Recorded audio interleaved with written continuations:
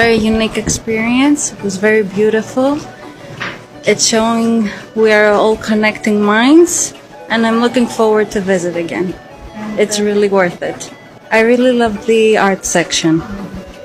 I love how people see the world in the future. Thank you.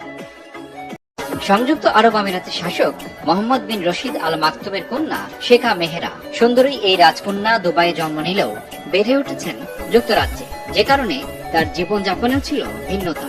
শেখা মেহেরা তার বিলাসবহুল স্টাইলের জন্য বেশ জনপ্রিয় সোশ্যাল মিডিয়ায়, তবে ধর্মীয় অনুশাসনের বাইরে তার চালচলনকে নেতিবাচকভাবেই দেখছেন নেটিজেনরা।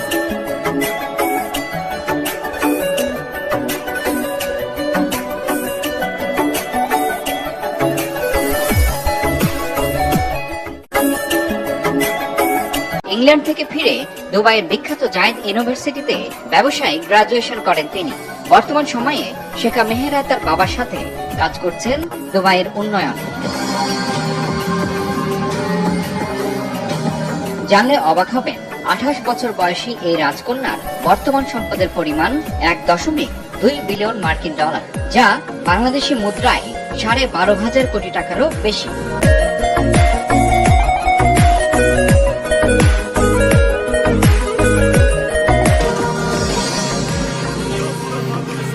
বিলাসী এই রাজকন্যার প্রধান শখ হর্স রাইডিং। তার মোট 11টি ঘোড়া রয়েছে। এর মধ্যে সব দামি ঘোড়াটি তিনি কিনেছিলেন নিলামে, যার দাম 3.6 মিলিয়ন ডলার বাংলাদেশি মুদ্রায়, যা 38 কোটিরও বেশি।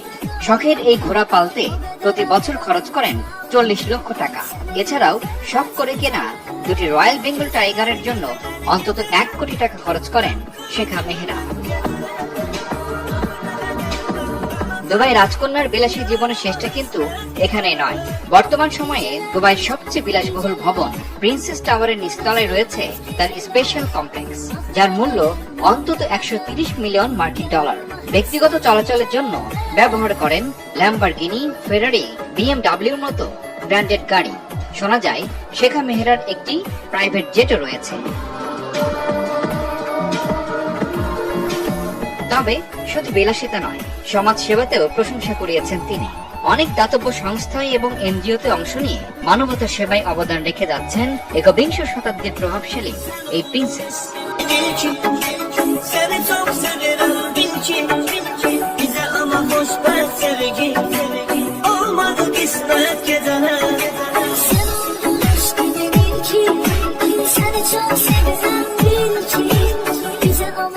যেন রূপকথাকেও হার মানায়, তবে ইনি বাস্তবে রাজকন্যা।